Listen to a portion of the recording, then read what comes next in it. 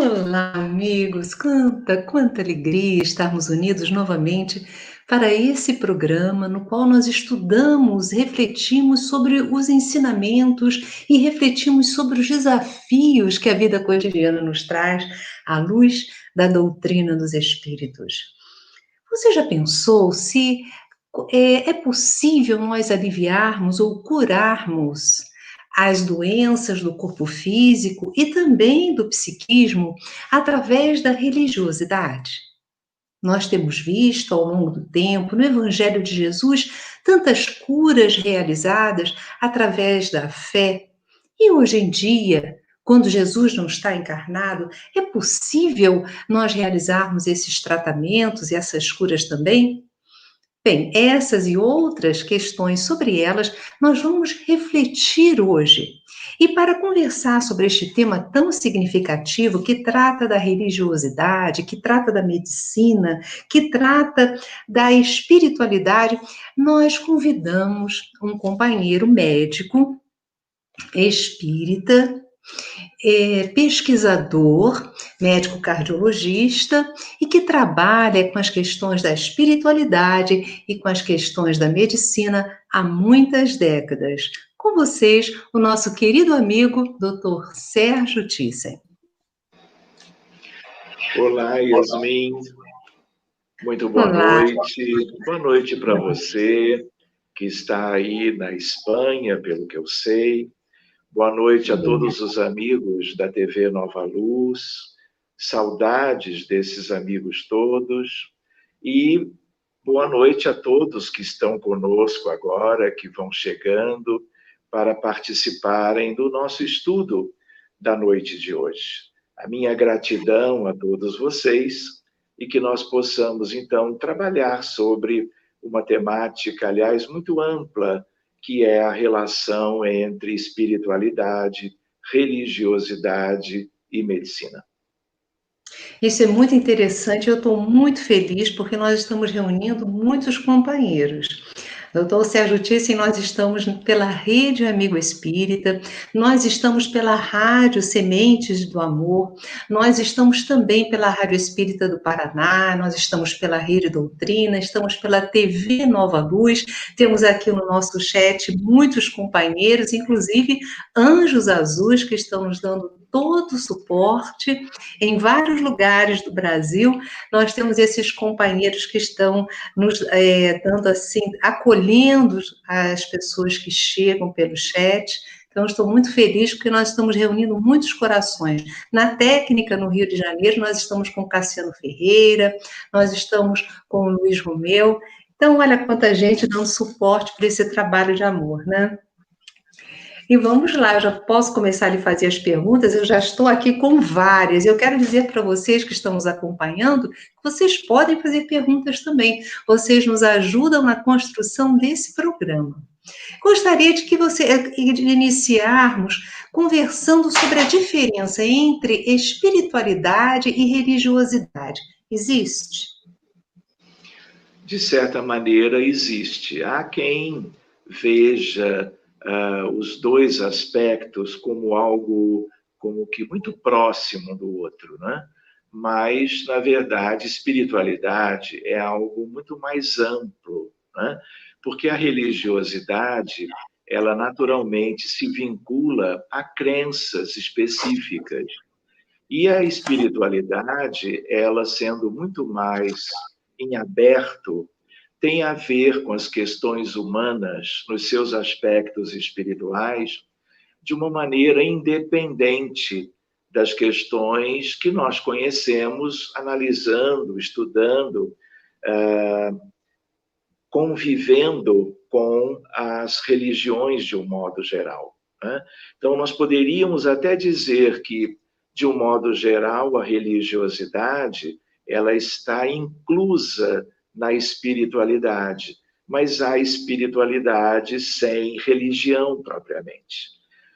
Por isso que nós, nessa área, com a medicina, nós colocamos muito a sigla R/E, de religiosidade, espiritualidade, vistos de uma maneira conjugada, né, para que possamos abarcar esse universo duplo entre as duas coisas, na sua relação com a medicina. E eu digo agora, a medicina oficial, a medicina acadêmica, né? Nós estamos vendo, Yasmin, todo um progresso maravilhoso no sentido de percebermos, independente das atividades espíritas, esta fronteira que está se estabelecendo já há muitos anos, a partir de alguns autores, de todo um desenvolvimento nessa área,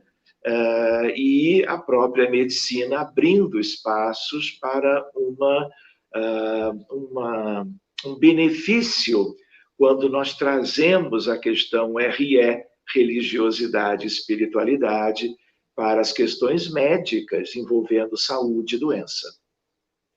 Doutor Sérgio, como é que a espiritualidade e religiosidade pode ajudar no tratamento de uma pessoa com uma doença grave, uma pessoa com uma doença crônica? Yasmin, vale a pena nós nos lembrarmos que a Terra é um mundo conhecido como de provas e expiações, mas é um mundo que é um verdadeiro hospital. Se existe algo que é típico da nossa condição, durante toda a história humana registrada, portanto, há 5.500 anos de lá para cá, né, a figura de doentes e de terapeutas é algo que se confunde com a própria história da humanidade, a história da medicina, né? Então, cada vez mais, nós estamos como que trabalhando uma condição nova em que aspectos gerais de espiritualidade podem beneficiar os doentes. Só para vocês terem uma ideia, Yasmin, se eu vou num site, que é o melhor site de pesquisa de medicina do mundo, que fica nos Estados Unidos, é o NIH. Se eu coloco a palavra-chave espiritualidade, em inglês, spirituality, eu tenho 23.000 pesquisas para estudar. Se eu coloco mais uma palavra-chave, que é health, que é saúde, spirituality and health, eu tenho ainda 14.000 artigos. E são artigos que não são esforços de colaboradores no sentido de algumas ideias de possíveis contribuições a respeito. São artigos com metodologia científica na área da medicina.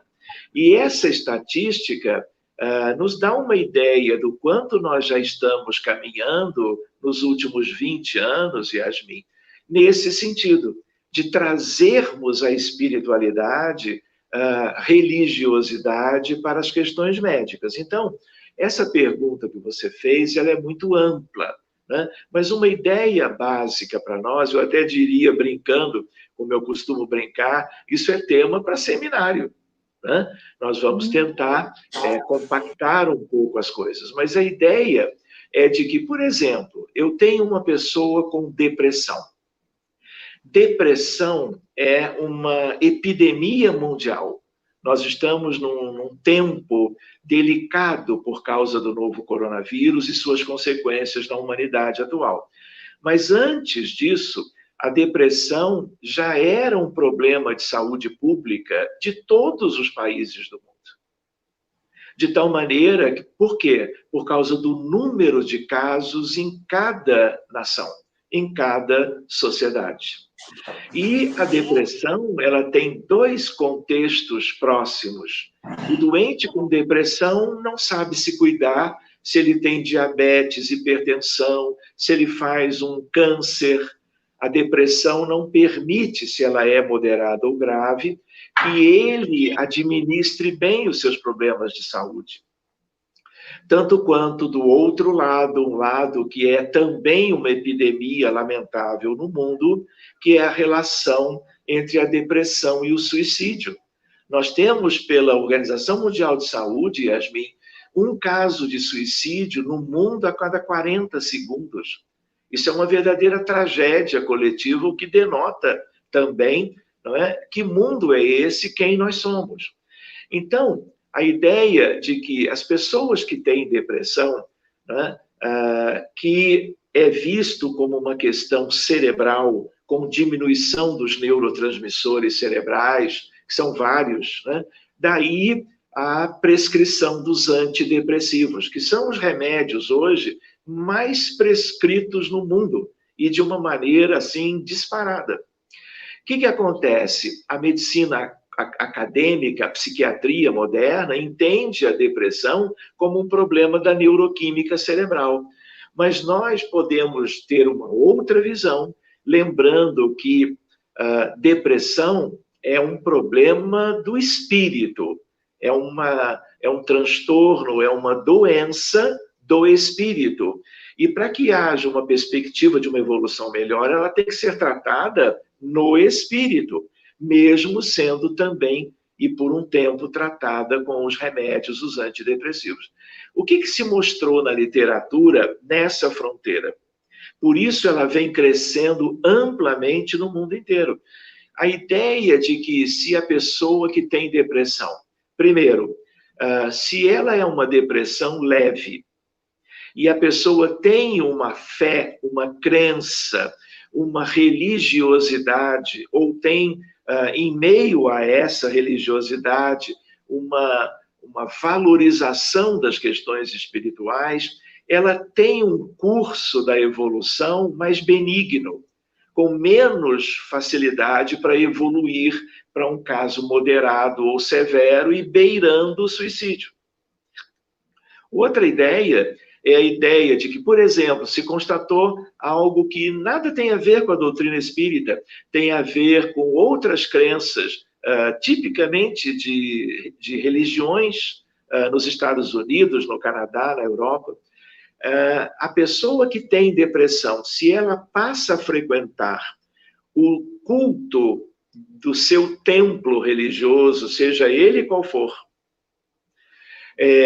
quanto mais ao culto ele vai durante a semana, ele ou ela, o paciente, a paciente, há uma chance maior da pessoa não só ter um caso menos grave e de melhorar, em que a única diferença na pesquisa é exatamente a frequência no culto religioso. Outras questões típicas por exemplo, a meditação, a gratidão, a prece, o perdão. Hoje nós lidamos com isto que tem a ver com algo que não é bem religiosidade, é espiritualidade. O quanto isto é benéfico para a melhor evolução, Yasmin, eu diria, de praticamente todas as doenças. E, naturalmente, isso vem sendo pesquisado para as doenças mais comuns, mais frequentes, para que você possa trabalhar o antes e o depois, quando a única intervenção favorável é aquela que é ligada à religiosidade, espiritualidade.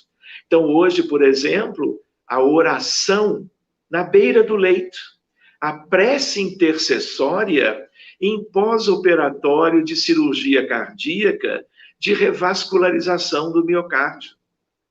Vejam onde que nós estamos. E o que é interessante, tem ainda a ver com a sua pergunta, é que nada disso tem a ver com a doutrina espírita. Mas se nós ainda, valorizando essa fronteira tão bonita, nós também temos os subsídios de ferramentas para serem colocadas favoravelmente nessa fronteira, como a reunião mediúnica de desobsessão, como a fluidoterapia espírita, a água fluidificada, o magnetismo terapêutico. Isso é um mundo lindo, desde Kardec, aliás, desde Mesmer, mas Kardec examinou isso tudo, não é? Trouxe seus pontos de vista, os colocou no Livro dos Médiuns, na Revista Espírita, inúmeras vezes, Então, independente de todo o progresso que a doutrina espírita vem ensejando na realidade humana no planeta Terra, de 1857 para cá, independente disso, as pesquisas médicas vão valorizando cada vez mais as inúmeras questões e vão submetendo as ideias, as impressões aos estudos com metodologia científica, porque senão fica apenas um ponto de vista de um pesquisador qualquer. Fica apenas uma impressão pessoal. Mas isso não é ciência. E nós temos que trabalhar, né? Porque a medicina é ciência, né? Essa coisa que sempre foi uma dicotomia, né? Medicina, ciência, e do outro lado, religião, fé, espiritualidade, nós estamos vendo, e o espiritismo tem a ver com isso, mas independente, uma reunião entre dois aspectos da vida humana, dos filhos de Deus, das almas, dos espíritos, a favor de uma vida melhor, de uma vida mais saudável. Doutor Sérgio, hoje em dia se fala muito de coping religioso. Explica para a gente do que se trata. Muito bem, eu tinha lembrado no início que o nosso mundo é um grande hospital.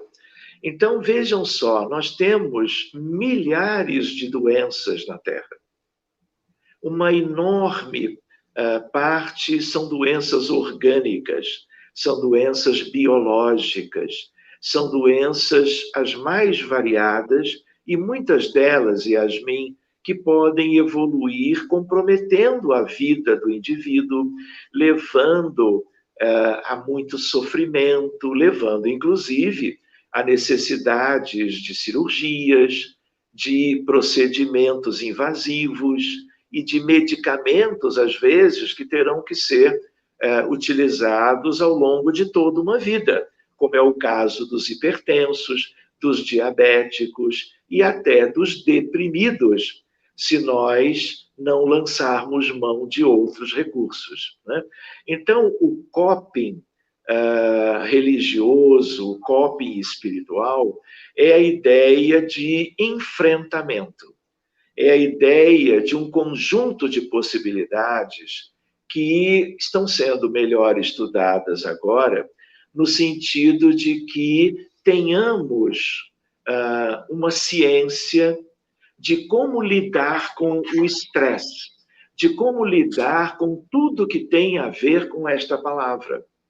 E aqui não são apenas, não é, Yasmin, as questões das doenças, que, claro, são talvez as mais significativas, porque são milhares delas, e muitas delas altamente incapacitantes, e que encurtam a vida humana ou que levam a sérios problemas no decorrer da existência ou da reencarnação de qualquer um. Quantas crianças já nascem com cardiopatias congênitas, com problemas de microcefalia, problemas de síndromes convulsivas e outras questões, os anais da medicina, na sua história e na contemporaneidade, são muito vastos. No campo da psiquiatria, então, nós temos um outro grande universo. Então, o coping é um conjunto de medidas que estão sendo estudadas e que os colegas médicos e outros profissionais, psicólogos, inclusive, relacionados a uma psicologia que procura ajudar o paciente a enfrentar as suas dificuldades, é nesse sentido de resiliência, é nesse sentido de ressignificação, é no sentido de readaptação, de mudanças de visões da realidade, que muitas vezes é exatamente algo que vem da espiritualidade. Não é que venha dos espíritos que residem na espiritualidade. Estamos aqui nos referindo, porque deles é claro que também vem, mas a ideia do pensamento religioso, da ideia das questões que têm a ver com Deus, que têm a ver com os grandes líderes espirituais da história da humanidade, que sempre foram propondo a ideia do perdão às ofensas, a ideia do amor incondicional, a ideia da caridade, da fraternidade, da empatia, da compaixão, e a ideia de nós termos uma noção sobre a vida, trazendo essas noções para que nós abasteçamos a nós mesmos e aos nossos pacientes, né, desses elementos que favorecem a que cada um possa viver as dificuldades geradas pelas circunstâncias humanas de um modo geral e pelas doenças em particular, para que tenhamos uma evolução melhor. E com mais razão de ser, Yasmin, nós possamos ser vencedores. Nós possamos, como que, superar por este enfrentamento chamado coping, né, as dificuldades que a vida vai trazendo, né? Então, o coping religioso espiritual é cada vez melhor estudado por pesquisadores sérios na área da clínica, da pediatria, da psiquiatria e em outras especialidades, para que nós vejamos como é que nós devemos proceder quanto a este, eu diria, um manancial de possibilidades que antes, Yasmin, eram utilizados muito raramente, porque os colegas médicos, nós éramos muito mais como que cientificistas, materialistas, ainda trabalhando num paradigma que é um paradigma, eu diria, exclusivamente para as questões do corpo físico, para as questões biológicas, celulares, orgânicas. E nós estamos como que vendo a humanidade melhorando o seu entendimento, os médicos também, os profissionais em geral na área da saúde, a bem do melhor entendimento sobre a vida, sobre a doença, sobre a saúde, para que tenhamos prosperidade científica, trazendo a espiritualidade para o campo científico, para imprimirmos uma condição melhor para a recuperação dos nossos doentes. Isso tudo é muito interessante, nos alegra imensamente o coração.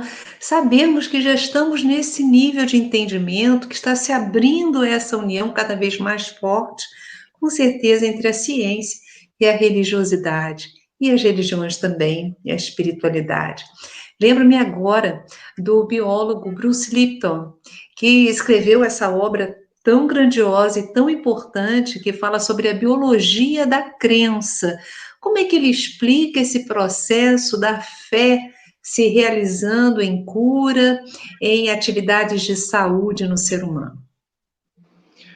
Este é um livro dos mais importantes. Este autor escreveu outros livros também, como outros. O Koenig, por exemplo, já há mais de 20 anos tem estudado essa fronteira, né?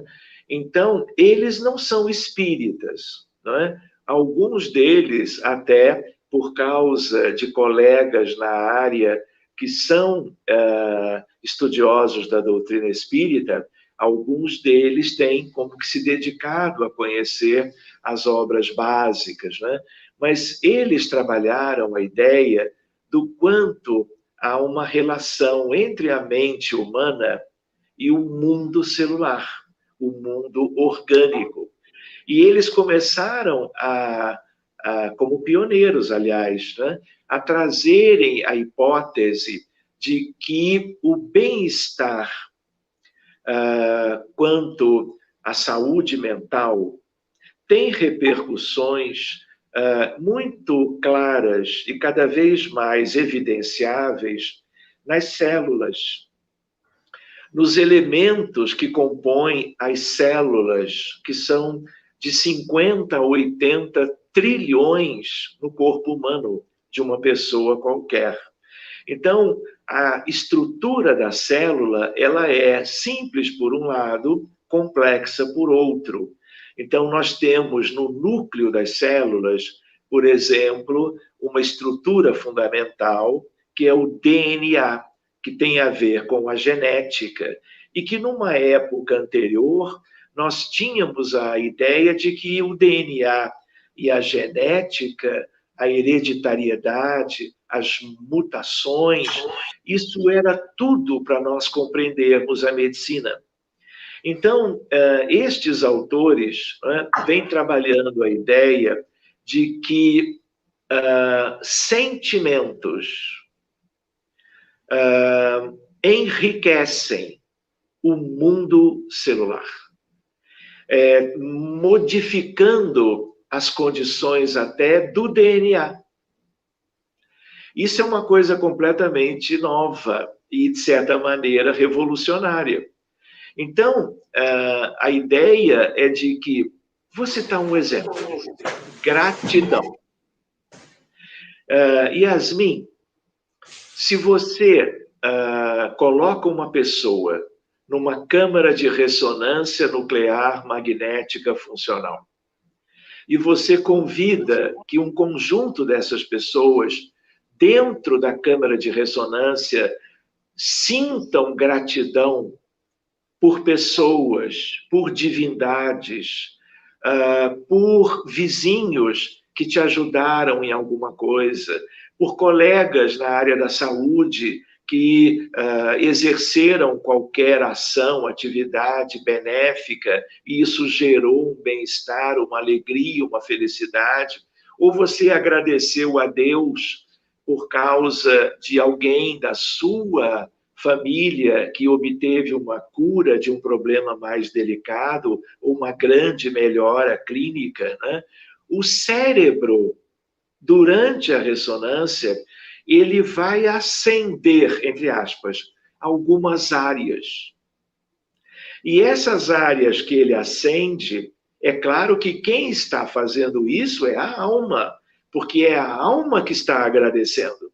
Mas isso tem repercussões no cérebro. Ele não apenas acende algumas áreas típicas, mas elas ficam coloridas por causa dos elementos de detecção.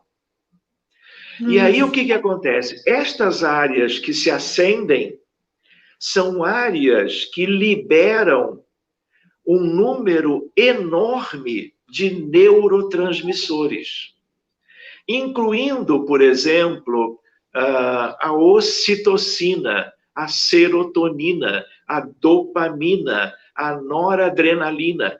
Mas algumas dessas substâncias que são naturais, que são fabricadas pelo cérebro, elas, pela circulação, vão sair daquela região cerebral e vão banhar o indivíduo inteiro. E esses hormônios ligados ao bem-estar, ligados a sintomas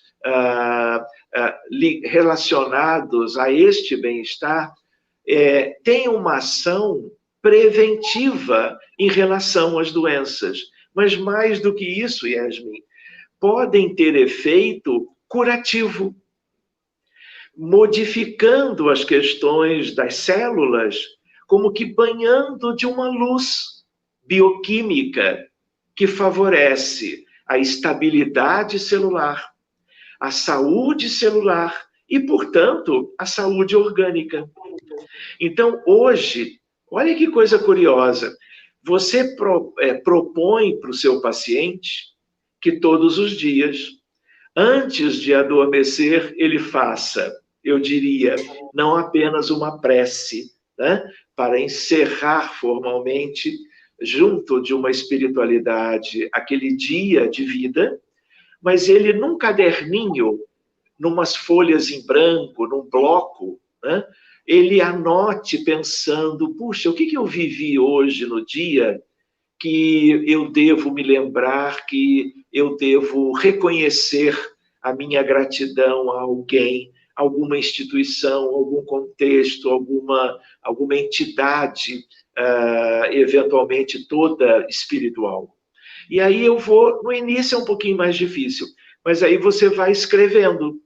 Você lembra uma coisa, lembra outra coisa. Por exemplo, você estava no trânsito, atrasado para o trabalho, né? E aí o trânsito no Rio de Janeiro, por exemplo, e aí de repente alguém vê que você está dirigindo com uma certa aflição e abre espaço para você adiantar-se em relação a ele. E aí você abre o vidro e agradece, vai embora para chegar no teu compromisso. Se você lembra disso à noite, você diz, puxa, eu cheguei na hora porque alguém ou mais de um me cedeu a vez. Você está cozinhando, faltou um ingrediente para aquele prato que você sonhava de fazer naquela altura.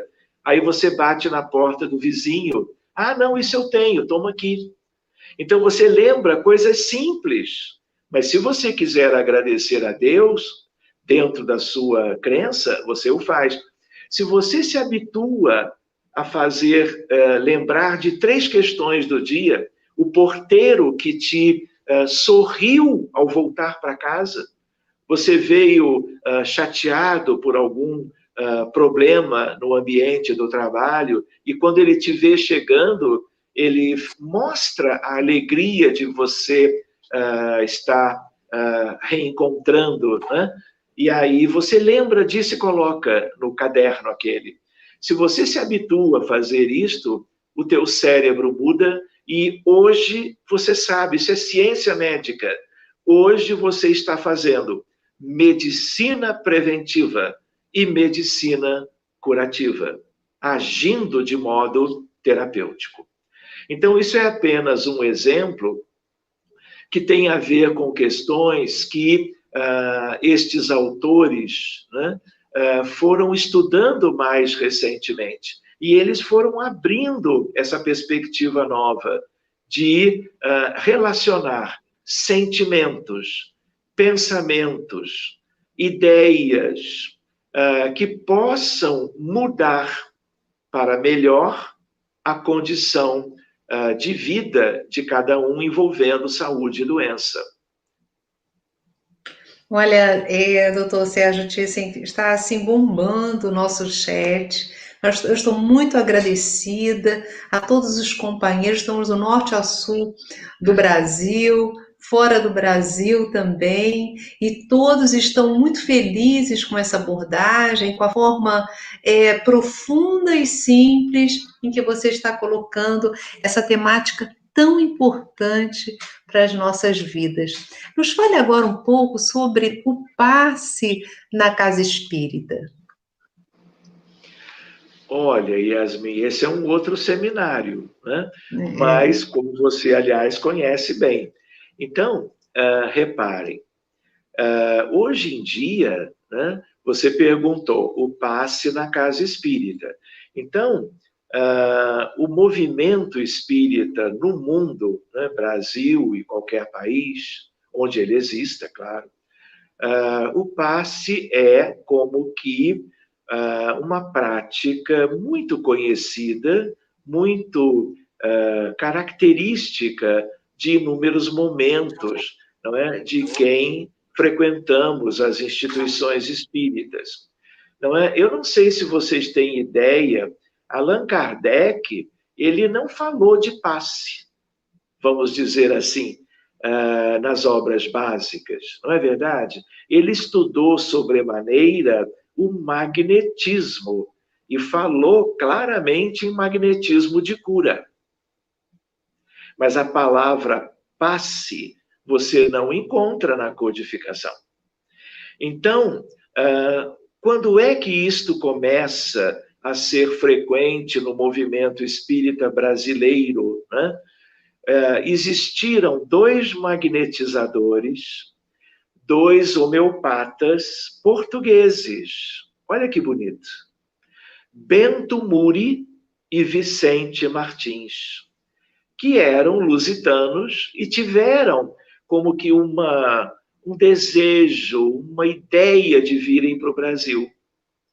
E eles trouxeram o magnetismo que eles já conheciam na Europa e começaram a implantar aqui nas terras do Brasil. E isso foi sendo incorporado. Então, o passe tem esta origem. Algum tempo depois, claro, da codificação. Na verdade, algum tempo até antes da codificação. E, claro, que isso depois veio a fazer parte do movimento espírita. Quem quiser buscar esta ideia, isso está no livro de Humberto de Campos, Brasil, Coração do Mundo, Pátria do Evangelho. Então, o passe, ele serve como a prece, como a educação espírita pela evangelização da infância, da juventude, dos adultos, dos idosos, como um elemento de prevenção de doenças, como um elemento terapêutico. Existem casas espíritas em que o passe ele é oferecido após todas as reuniões públicas e a água magnetizada também, como um elemento acessório. Então, reparem, aonde que estão as nossas doenças?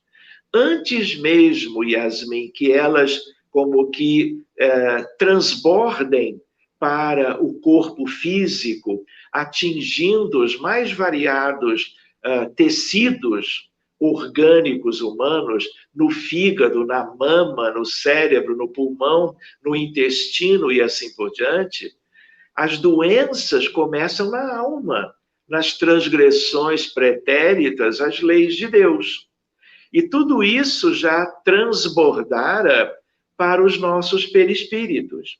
Quando nós vamos à instituição espírita e recebemos o passe, mesmo não tendo nenhum problema de saúde clínica ou de saúde mental, nós ainda não adoecemos, mas somos muito predispostos a isso. E havendo merecimento, os benfeitores espirituais já vão como que auscultando com outro tipo de estetoscópio as nossas mazelas, as nossas imperfeições que geraram, como Emmanuel nos ensina num livro lindo chamado Pensamento e Vida, no capítulo chamado A Humildade. Ele diz que o orgulho, que é tão nosso ainda, e que foi muito maior ainda no passado, ele gera um esgarçamento perispirítico. E isso pode gerar uma insuficiência imunológica, que predispõe a infecções graves. Isso pode gerar uma dificuldade do sistema imunitário, que não combate uma divisão celular anômala, e que, por sua vez, 6 meses depois, naquele órgão, vai ter um tumor de 8 centímetros, uma neoplasia maligna. Então, no centro espírita, os benfeitores, nós faríamos isto se estivéssemos desencarnados com uma pretensão de ajudar a prevenir os males humanos, reconhecendo os esforços de educação espiritual na frequência regular das pessoas para assistirem às palestras de instrução, de tal maneira que, utilizando a ferramenta dos médiuns passistas, dos médiuns do magnetismo terapêutico, no caso aqui preventivo, eles vão usar o fluido que é duplo do médium passista e o fluido espiritual dos amigos do céu, dos amigos espirituais desencarnados, para que aqueles problemas que eles auscultaram, perceberam no campo do perispírito, nas regiões mais variadas de cada um de nós, eles vão usar aquilo para que no perispírito, onde o drama já existe, apenas não passou para o corpo físico, para que haja uma melhora, haja uma mudança, haja uma ação terapêutica. Na verdade, terapêutica. Vejam que lindo isso, pro perispírito que já está doente. E preventivo para o corpo não adoecer também. Meses ou anos depois de uma doença qualquer, aliás, doença mental ou doença clínica. Então, o passe na casa espírita além de poder ser preventivo, né? E o mundo espiritual conhece isso tudo, que só agora nós estamos conhecendo um pouco melhor, e eles vão agindo a nosso benefício. Então, quando a criança, vejam isto, quando a criança no centro espírita recebe o passe, ou eu vou estender para as outras religiões, crenças, cultos, templos de todas as crenças, porque na origem, todas as religiões implantadas na humanidade vieram dos planos mais altos. Na essência, todas elas promovem, contemplam o amor fraterno universal.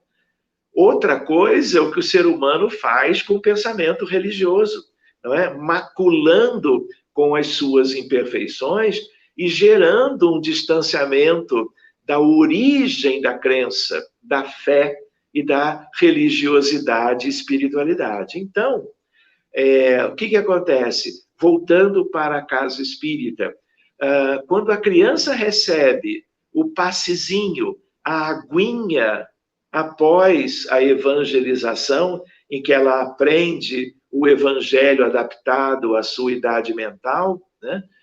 O que acontece? Ali também é medicina. E eu vou brincar, Yasmin, mas daqui a 22 anos, pode anotar no seu caderno, daqui a 22 anos nós vamos ter ressonância nuclear magnética para examinar o perispírito dos encarnados. Quem é que ia imaginar que nós teríamos, por exemplo, computadores notáveis, telefones celulares com alta tecnologia? Daqui a pouco nós vamos ter celulares para conversar com os desencarnados. Daqui a pouco nós vamos ter ressonância. Então, por exemplo, todos os jovens chegando aos 15 anos de idade, numa consulta do médico, do pediatra ou do médico na adolescência, ele vai pedir uma ressonância especial. Não vou dar nome ainda. E aí o que acontece? Essa ressonância, ela esquece o corpo físico. Porque a criança está bem, o jovem está ótimo. Mas é uma prevenção, é uma medida preventiva. E aí aquelas máculas, aquelas distorções, aquele esgarçamento que Emmanuel se refere no capítulo Humildade do livro Pensamento e Vida, o que acontece? Aquilo vai ser detectado. E aí, se não houve ainda a indicação do passe, a indicação da oração, da prece intercessória, a indicação da evangelização, dos mecanismos de apoio para essa atividade, né? O que acontece? Isso vai acontecer. E aí, repare, se hoje nós já temos tanto entrelaçamento entre religiosidade, espiritualidade e medicina, que é o nosso tema geral hoje, daqui a 20 anos, vocês não fazem ideia do que nós teremos. E um dos aspectos, fazendo um breve exercício, não é a minha praia, eu diria, mas no sentido de projetar o que temos hoje para o grande futuro, né? Nós vamos ter elementos maravilhosos que têm a ver com o progresso moral da humanidade. As máculas continuarão fazendo parte do nosso mundo íntimo, porque isso vem de uma história longa, e isso não muda com facilidade. Mas na medida que você detecta uma coisa objetiva, que ainda nem chegou no corpo físico, e você, pediatra, propõe, olha, mãe, pai, para esse seu filho, nós sugerimos isso, sugerimos aquilo, fazendo, inclusive, uma anamnese, um inventário sobre religiosidade e espiritualidade, para que nós adaptemos a prática médica às crenças diversas das pessoas que passarão a ser os nossos pacientes nesse futuro que se avizinha.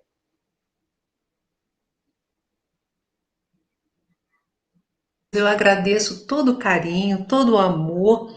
Nós realmente já estamos caminhando para a finalização da nossa entrevista, mas ainda temos tempo. Eu gostaria de lhe perguntar, e pediria mesmo que você nos falasse a respeito das experiências de quase morte. Há muitos relatos, principalmente estudos na área médica, a respeito desse assunto tão fascinante. Olha, Yasmin, veja só. Houve um pesquisador, um psiquiatra americano, chamado Raymond Moody. Ele é o pioneiro, então, precursor, vamos dizer. O que ele notou? Pessoas que foram submetidas a cirurgias eletivas, cirurgias para coisas com hora marcada, previsão, fora das urgências, né? E um grupo dessas pessoas teve como que paradas cardíacas. E quando há uma parada cardíaca intraoperatória ou peroperatória, o coração para, não bombeia mais sangue para o cérebro. E aí o cérebro para de existir. A cirurgia tem que ser interrompida, porque os doentes todos têm o eletrocardiograma, o monitor cardíaco o tempo todo, o anestesista vê que não tem mais atividade. E aí é uma urgência peroperatória para a cirurgia. O cirurgião sai do campo. E aí vem as manobras de reanimação cardiocirculatórias. Pois bem, um grande grupo de pacientes conseguiu sobreviver. Ou seja, o coração voltou a bater. Voltando a bater, o cérebro é oxigenado de novo. A cirurgia pôde continuar, na maioria das vezes, outras vezes foi adiada para um outro momento melhor. E quando essas pessoas recuperaram a consciência, saíram do pós-operatório, foram para o quarto ou para a enfermaria de recuperação, começaram a fazer relatos de experiências que tinham vivido dentro do centro cirúrgico, ao longo da cirurgia. E os colegas foram notando que eles falavam de coisas que faziam sentido. Eles, por exemplo, o primeiro aspecto, eles saíam e ficavam no teto do centro cirúrgico, conscientes. E eles viam toda a equipe de cirurgia, anestesia, auxiliares, emergencistas, assim, fazendo massagem cardíaca, manobras de reanimação, usando medicamentos de urgência para o coração dele ou dela voltar a funcionar. E essas pessoas, com calma depois, descreviam a realidade e falavam detalhes que antes da cirurgia começar, eles não tinham como ter conhecimento. E aí Raymond Moody publica A Vida Depois da Vida, no sentido de uma existência de algo, de uma realidade que, para os cientistas comuns, os médicos do dia a dia, do cotidiano, ninguém imaginava isso. Pois bem, ele foi indo e publicou mais de um livro. E este primeiro fez um grande sucesso. A partir disso, um grupo europeu com Pim van Lommel e uma equipe, eles fizeram um projeto de pesquisa do tipo, olha, para toda essa região, todas as cirurgias desse momento para frente, em todos os hospitais, essas cirurgias serão monitoradas, com eletrocardiograma, com equipes próprias para o êxito cirúrgico, e qualquer coisa que acontecer de parada cardíaca, no âmbito de uma cirurgia eletiva qualquer, tudo vai ser muito bem estudado. E aí, alguns anos depois, fizeram a análise e viram que 18% das pessoas que tiveram paradas cardíacas peroperatórias contaram depois as experiências de quase morte. Por que o nome quase morte? near death experience, ou seja, experiência na beira da morte. Por isso, quase morte, porque não morreu, tanto é que volta para contar. E aí, esses autores fizeram relatos e publicaram numa das melhores revistas médicas do mundo, que é o The Lancet, que é o melhor periódico, é o melhor jornal de medicina europeu, que é publicado no Reino Unido. E aquilo abriu um horizonte muito grande, porque esses pacientes não contavam apenas a experiência dentro do centro cirúrgico. Enquanto os médicos tentavam reanimá-los, de repente eles saíam para fora. E aí conheciam e transitavam por túneis, no primeiro momento escuros, mas com toda uma luz ali à frente. Muitas vezes cheios de cores, cheios de vibrações confortáveis. E um pouquinho de tempo depois, eles vinham como que eles não chamavam espíritos, eles chamavam seres de luz. E por quê? Porque eles viam seres humanos revestidos, brilhando no contexto onde eles estavam agora interagindo. E eles diziam que esses seres de luz, eles não tinham uma palavra melhor, conduziam tudo. É como se estivesse todo aquele processo sob supervisão desse ser de luz.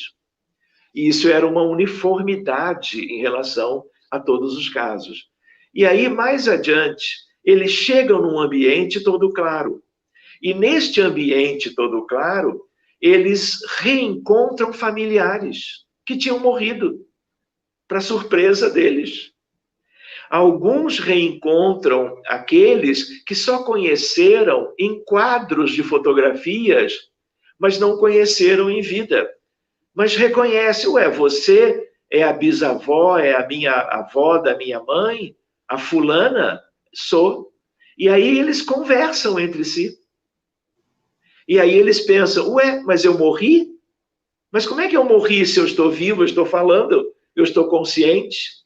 E aí vem todo um diálogo lindo no sentido de vida, de morte, e o mais bonito de tudo, Yasmin, é a questão de que todos que voltam de uma experiência de quase morte, todos nunca mais são os mesmos. Perdem o receio da morte e mudam o mais importante, os valores. No sentido, gente, o que eu vivia antes? O que eu buscava? Quais eram os meus interesses? Por quê? Por que eu perdia tempo com isto ou com aquilo? Como é que eu lidava dentro de casa, em família? Como é que eu era no meu ambiente de trabalho?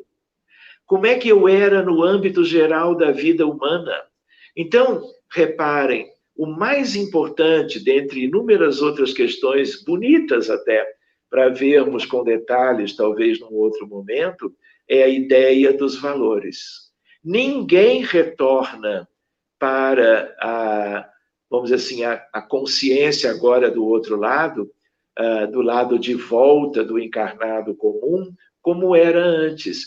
Então, é uma coisa bonita também, porque alguém diz assim, eu quero ficar aqui, porque aqui é tão bom, para que eu vou voltar para viver aquelas dificuldades que eu estava vivendo, a minha doença, o meu câncer, a minha insuficiência cardíaca, a minha hipertensão, tomando 3, 4, 5 remédios por dia, com problemas de relacionamento e outras questões.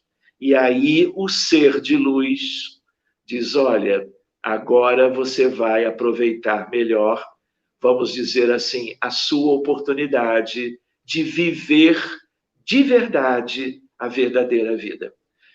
Se você pensava que você ia morrer agora, você não vai.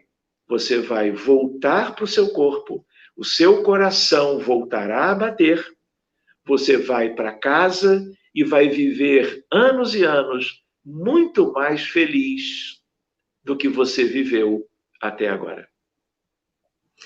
Ah, que relatos maravilhosos. Eu tenho certeza, e estão todos aqui colocando, estão todos felizes e com gostinho de quero mais. Só que nós já estamos a 2 minutos, doutor Sérgio, de findar o nosso programa. Então, eu tenho algumas questões ainda a realizar.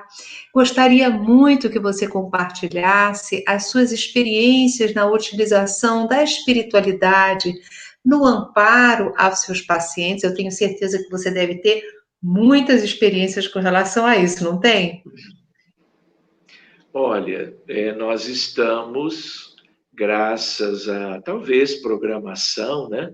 Tendo nascido de pais espíritas, ter procurado estudar bem medicina, as coisas foram indo. E a medicina, aí já é uma coisa espírita. A medicina espírita, ela se baseia em 2 pilares: a reunião mediúnica de desobsessão e a fluidoterapia.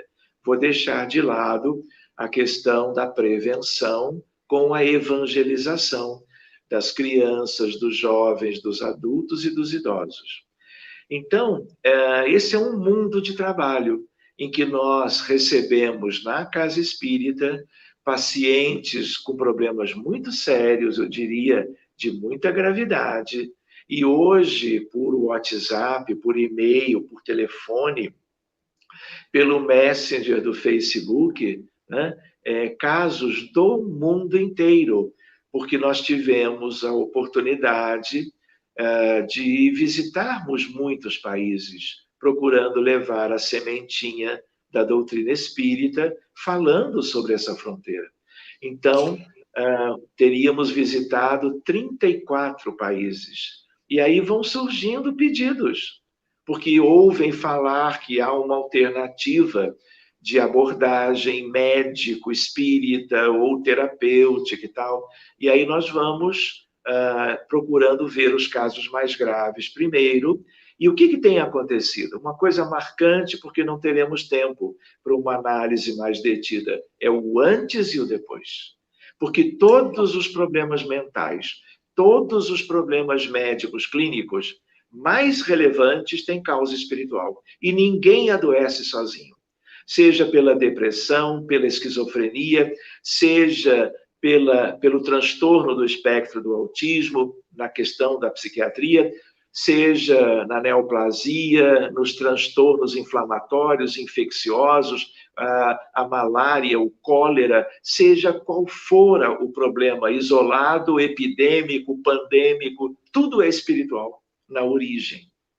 Quem não tem essas questões, dificilmente vai adoecer. Então, se você cuida disso através de médiuns capacitados, você entra no contexto espiritual que causou as predisposições às mais variadas doenças clínicas, você cuida, a tua medicina se estende para os doentes do mundo espiritual, em vez dela concentrar apenas, como na medicina acadêmica, só para o doente em questão.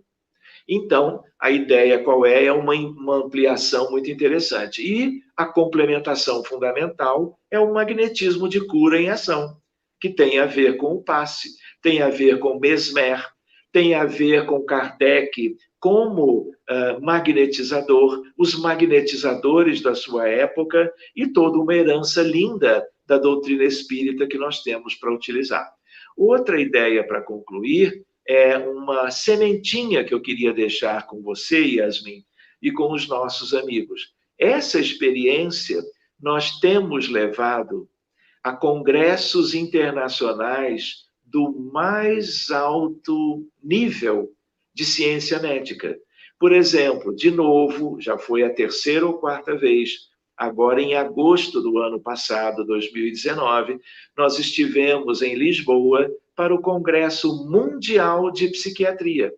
6.500 psiquiatras, psicanalistas, psicólogos e psicoterapeutas do mundo inteiro. E nós levamos uma semente num pôster falando de reunião mediúnica, de desencarnados atuando na mente humana, ajudando a manter e a desencadear os transtornos mentais, reunião mediúnica, mundo espiritual, médiums. Kardec, Francisco Cândido Xavier, no pôster, falando da semente que nos puseram nas mãos, ela não é nossa. O mérito é de todos aqueles de antes de Kardec, dele e os de depois de Kardec até hoje. Por exemplo, vejam que coisa bonita para dividir com os amigos, por último mesmo. Naquela altura, logo depois que eu voltei para o Brasil, eu soube que haveria um congresso da mesma organização chamada Associação Mundial de Psiquiatria, só que agora já não eram 6.500, era um evento dessa associação só, que não é só, é quase que tudo, de espiritualidade e doença mental ou psiquiatria. Ou seja, é justo a área que tem a ver com o que nós temos trabalhado também. E aí eu levei 2 trabalhos, um pôster muito parecido com o de Lisboa e uma apresentação oral sobre a visão espiritual do autismo, a importância da realidade espiritual. E aí eram 300 pessoas do mundo todo que têm afinidade por esta fronteira. E aí nós interagimos com os colegas. E essa semente espírita, ninguém havia levado. Nem no de Lisboa, pode-se dizer, ou apenas algo semelhante ou tangenciando, e muito menos em Jerusalém, que foi em Israel, né, o lugar do encontro mundial de espiritualidade e psiquiatria. Só para vocês terem uma ideia de uma semente final, quando foi no dia 12 de dezembro passado, eu recebi um convitezinho de falar na ONU, Organização das Nações Unidas, sobre Depression and Suicide, depressão e suicídio, uma visão espiritualista. Isso é uma semente, eu diria até histórica. É histórica tanto para a medicina, como é histórica para o movimento espírita. E não é isso que tem a ver com a interciência, você juntar ciências diferentes? O espiritismo não é a ciência espírita, que envolve a mediunidade e outras questões, com a arte de curar, que é a ciência médica. Muito obrigada, Dr. Sérgio Thyssen, pela sua participação no nosso programa. Estamos muito emocionados e agradecidos pelo brilhantismo com o qual você conduziu toda essa explanação, fazendo essa ligação entre a ciência, a medicina, a espiritualidade. Agradeço a todas as webs que transmitiram esse programa, a você que nos acompanhou, um beijo no coração, aos Anjos Azuis, a equipe técnica do nosso programa, a nossa gratidão. E sigam conosco, porque em seguida nós estamos com Leila Brandão, falando sobre o problema do ser, do destino e da dor, esta obra magnânima do nosso querido Leon Denis. Um beijo no coração de todos. Até o nosso próximo Despertar Espírita.